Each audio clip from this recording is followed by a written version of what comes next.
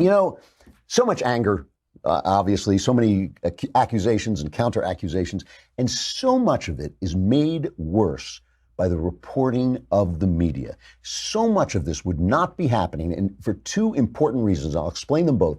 If the media were not so dishonest, if it would reform itself. It can't be reformed because of the First Amendment. I believe in the First Amendment. I don't want to reform it. I want them to reform themselves. They are doing the wrong thing. They are doing something wrong. CNN, NBC, ABC, CBS, the New York Times, they're doing something wrong, and they're making the country worse. They're making the country worse by lying. You want to see a crazy clip? You want to see an amazing clip?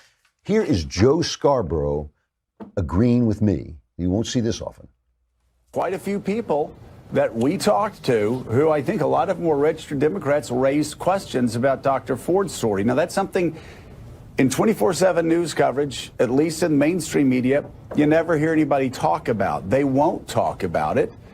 They feel that, if anybody sticks their neck out and says that they disbelieve any part of her story, or if they talk about how there are no corroborating witnesses, well, they'll get absolutely slammed. I think the media coverage of this has been so one-sided. It has been so biased. There has been the presumption from the very beginning that every single allegation made against the judge was true.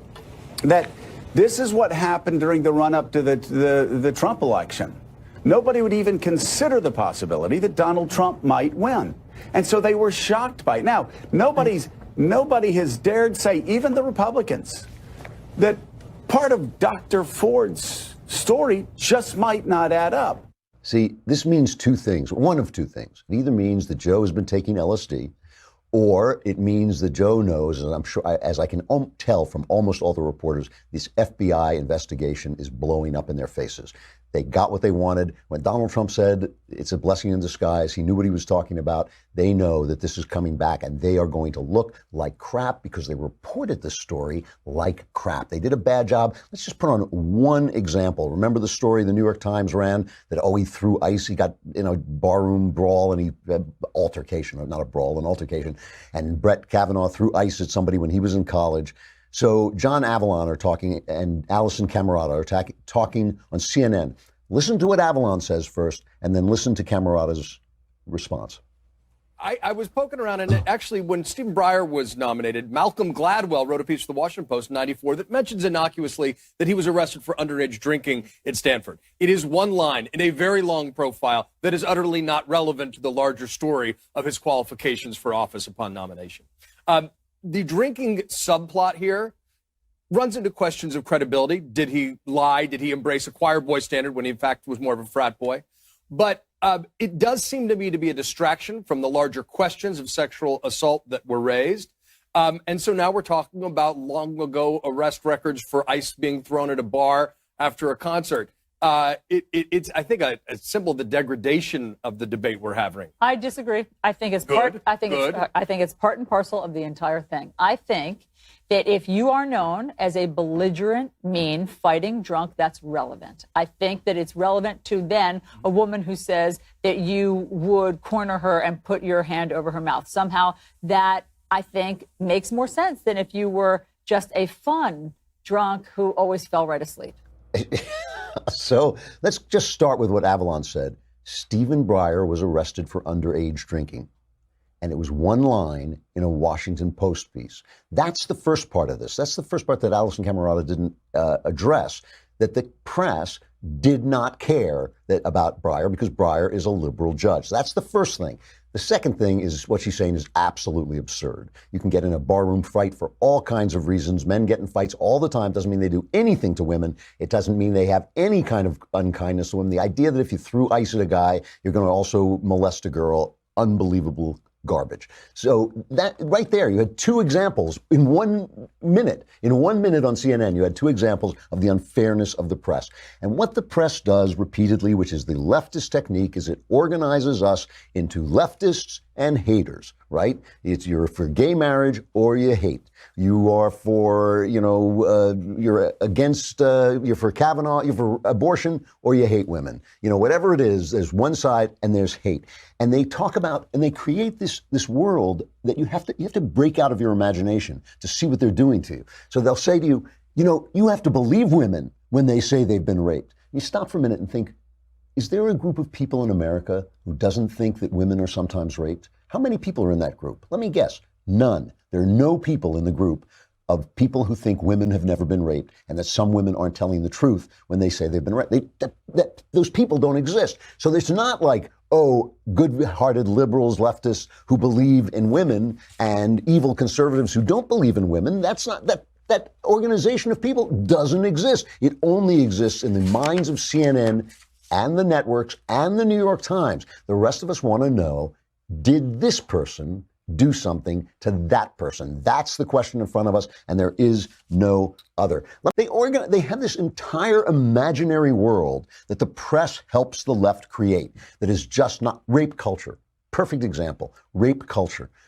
What is, I had to look up because they're always saying these words and you think, well, that sounds bad, but what is it? Rape culture is a culture in which people minimize and accept rape. Where does rape culture exist outside of some Islamic countries? In America, where does it exist? Nowhere. Logic for just a second. Men are bigger and stronger than women and want sex. Okay? Men are bigger and stronger than women and want sex. If there was rape culture, if rape in this country were minimized, if it were ignored, when would it stop? Who would stop it? Who would be there? Why are there police who believe, I have to stop that, that's a rape? Why are there men who risk their lives to stop rape? Most men, a majority, they always have that thing, well, not all men.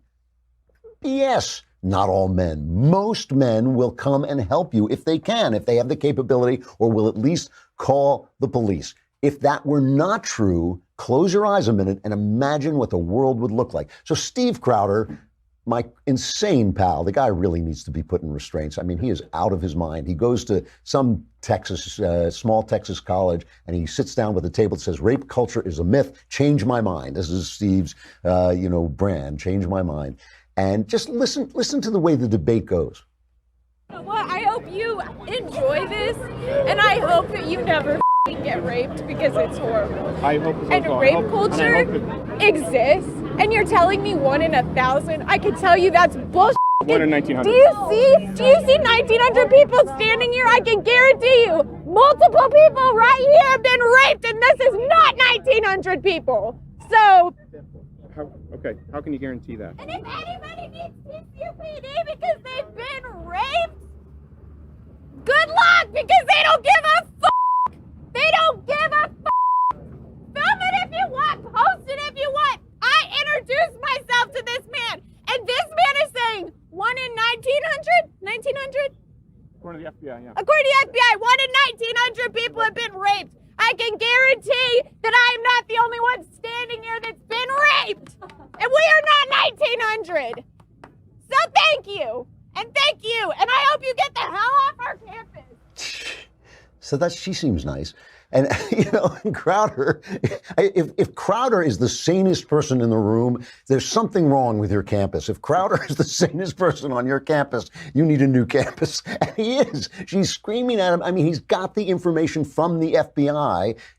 If 1 in 4 people were raped at any college, which is this number they keep sending around, it wouldn't be so. So anyway, the fact that the media does this, it divides us. It makes it impossible to tell what's true. It makes us move into our corners and defend our place, defend our guys no matter what. If we felt that everybody was getting hit by the New York Times, if we felt the New York Times was fair to everybody and hit everybody equally, we wouldn't constantly be defending every single thing that people on the right do. Yesterday, Donald Trump, I got to tell you a joke. All right, this is Donald Trump. Let's just look at for a minute what Donald Trump said. He finally, I went through this whole thing yesterday where I was talking about how well he was doing, how restrained he was, how he was keeping it together, and now he goes off and he goes after Christine Blasey Ford. There are now a lot of things, I would say a number of things that have raised serious questions about Christine Blasey Ford, the accuser of Brett Kavanaugh, have raised serious questions about whether she's telling the truth, things that do not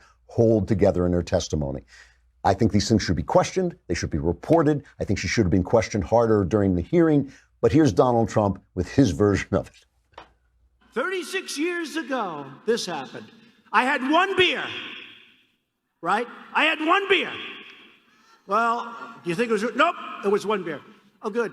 How did you get home? I don't remember. How'd you get there? I don't remember. Where is the place? I don't remember. How many years ago was it? I don't know. I don't know. I don't know. I don't know. What neighborhood was it in? I don't know. Where's the house? I don't know. Upstairs, downstairs, where was it? I don't know. But I had one beer. That's the only thing I remember.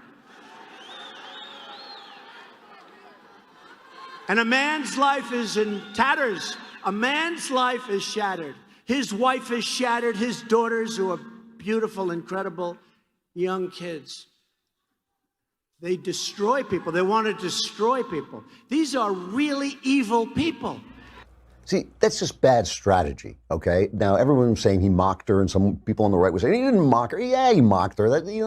It's bad strategy. It's bad.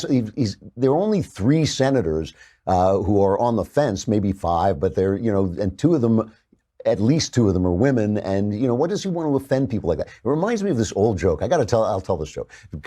Old joke, a philanthropist goes to a psychiatric institute to see if he wants to donate money. As he's walking out, he sees the gardener, and the gardener is making these beautiful topiaries, shaped hedges and all this. And the philanthropist, rich guy, goes up to the gardener and says, "Excuse me, you're doing such a wonderful job." And the gardener is this very elegant, very held together guy. And he says, "Well, thank you very much, sir." And the philanthropist says, "I'd like you to, why don't you leave here and you can come work in my estate? I just could really use a wonderful gardener like you." And the man says, "Well, thank you so much. That's so flattering, but unfortunately, I can't do that. I'm an inmate here. I was, I have to stay here." And the philanthropist says, "You're an inmate? You're mentally ill? I can't believe that. You're so poised and you're doing such wonderful work." And the man says, "Well, thank you. Thank you. I have very strong hopes of being released soon. I've had troubles in my life, but I've gotten over them, and I have strong hopes of being released soon." And the philanthropist says, "Well, I'll tell you what, when you get out of here, you come see me, son, and I will give you a job. You will work at my estate." And the gardener says, "Well, thank you so much. That's very moving. That really touches me." And the philanthropist says, "Don't mention it," and starts walking out. And as the philanthropist is walking out, he feels a whack. He's been hit in the head by a rock. And he turns around and the gardener says, "You won't forget now, will you?" It's like, and Donald Trump reminds me of that. The guy's almost out the door. We're almost there. We're almost, but he's got to throw that rock. He just can't resist. He cannot resist. And the thing about it is it's so clear from the reporting that the FBI are not going to help the Democrats on this. There are some things that have come out. There's a real estate and other records that undercut a part of Christine Ford's account. She said, remember that she told her husband about this attack when they were arguing about whether to put a second door in their home as they were redesigning their door. It turns out that happened, and they went into therapy and they were talking about that. That happened a long time before the therapy, and the second door was built in there as a part of to let guests in so they could rent out the room or have guests over. So that didn't hold together. There's a new letter that was released by Chuck Grassley, the Senate Judiciary Chairman, that a former boyfriend of Christine Ford says that he personally witnessed her coaching someone on how to take a polygraph test, which she said she didn't do. So all these things are coming together. But the thing that you just have to hear is the way the senators are talking, because we know the senators have sources in the FBI. We know the New York Times has sources in the FBI, and yet suddenly there are no stories about this investigation, none at all. Here's Spartacus. We all remember Cory Booker Spartacus. Listen to what he says. They're shifting the ground of the argument. So my hope is that just beyond the vicious partisan rancor that is going on, beyond the accusations, we don't lose sight of what this moral moment is about in this country. And ultimately ask ourselves the question, is this the right person to sit on the highest court in the land for a lifetime appointment when their credibility has been challenged by intimates, people that knew the candidate well as a classmate, when his temperament has been revealed in an emotional moment where he used language that frankly shocked a lot of us. And then ultimately, not whether he's innocent or guilty, this is not a trial, but ultimately have enough questions be raised that we should not move on to another candidate. Brett Kavanaugh should have a beer every time he uses the phrase moral moment. He just loves his moral moment. This is the moral moment. So Spartacus says it doesn't matter whether he's innocent or guilty. Suddenly it's about his record and his temperament. We've heard all that about how he got angry about being accused of rape. How could anybody get angry about that? It's a little, But suddenly it doesn't matter whether he's innocent or guilty or not. Mazie Hirono from Hawaii, remember, shut up all white men. Suddenly it's about his record. This is the thing. This is the argument that they lost at the hearings. This is the argument that they lost at the hearings. They could not get him on his record. His judicial record is excellent. His rulings have been adopted by higher courts again and again. He has an impeccable judicial record. And now listen to Mazie Hirono. That's the argument they lost. So is she talking about rape anymore? Let's hear. He has a pattern of making decisions that limit a woman's right to choose. That should be a major concern to Susan Collins. He has certain attitudes about Native peoples. That should be a major concern to Lisa Murkowski. And so we can't, I hope that they're not just banking everything on the FBI report. There's enough evidence of his pattern of decision making, not to mention his very expansive views of presidential protections, because he's the only one who wrote that the president should be immune from any kind of criminal or civil proceedings while he's sitting in office. So suddenly it's about the decisions again, which is what the whole hearing was about, which is why they brought this up, because they lost the argument. They wouldn't have done this. They have covered themselves in shame. They have covered themselves in shame. If it turns out, as I very much believe it is now going to turn out, that that Christine Ford's story is not at least backed up by something, as doesn't have any kind of backing at all, this was a shameful, cruel, stinking, rotten thing to do. They said they were going to do it. They said from the very beginning that they were going to use any means necessary. They would not have done it if they hadn't known the press would run protection for them. The press ran protection for them. If you know that you are going to go out there and do that, and the New York Times is going to say, ho, ho, ho, wait a minute, wait just a minute. We don't agree with Brett Kavanaugh. We hate his opinions, but accusing him without proof of rape or it's not rape, it's molestation, accusing him of molestation without proof, that's going too far. Just that much common decency, that much fairness. If you'd gotten that from NBC instead of putting on Julia Swetnick, who had those completely now debunked attack on him of these rape parties, gang rape parties and nonsense, if they had known that they were not going to put that woman on the air because NBC was going to say, hey, until this is not a charge that I am willing to air against another human being until I've got proof. I'll send out somebody to investigate, but I will not just let her come on the air like that. If they had known the press was going to act like that, they would never have covered themselves in shame. So I just want to end up by saying today the New York Times ran a piece, I think it was 500 pages long. I think it almost was like the entire thing about accusing Donald Trump and his family of committing tax fraud. Now, I read the whole piece, and the whole idea was basically that Donald Trump's father gave his children lots and lots of money, and when you give gifts to your family over a certain amount, you have to pay taxes on it, but they built corporations to avoid the taxes. Now, the IRS has not said anything about this. The IRS closed all these cases. It has not attacked them, but the New York Times says it's a problem. Now, if the New York Times were fair, if the New York Times had not every single day run a piece telling me that, one of our board members was molested, therefore Brett Kavanaugh was guilty, if they hadn't run that piece every day, if they didn't attack Donald Trump in screaming 12-year-old girl headlines every day, I'd be a lot more prone to say, okay, well, Donald Trump has never struck me as the most honest businessman in the world. I'm willing to look into this. As it is, I'm not sure. They say the New York State says it's going to investigate. New York State has been trying to get Trump for 100 years, so I'm not sure they're going to be that fair. But how do you believe anything? We are divided against each other because the press divides us. The media divides us. If we knew they were going to be fair, we would sit and listen. We wouldn't be arguing with our friends. We'd be saying, here's the latest story from the New York Times. It has both sides. This is the one I believe. That's the one I believe. What they call on Fox News fair and balanced. The only guy still doing it is Bret Baier. He's the only one who's still giving you the whole story on Fox News. So you can rail at Fox News as conservative all you want. It's the only one that's got that show that tells the news straight. This has been I would call it a low point in the press, but if they got any lower, they would be able to walk under a snake with a top hat on. It's like, I mean, it is just absurd.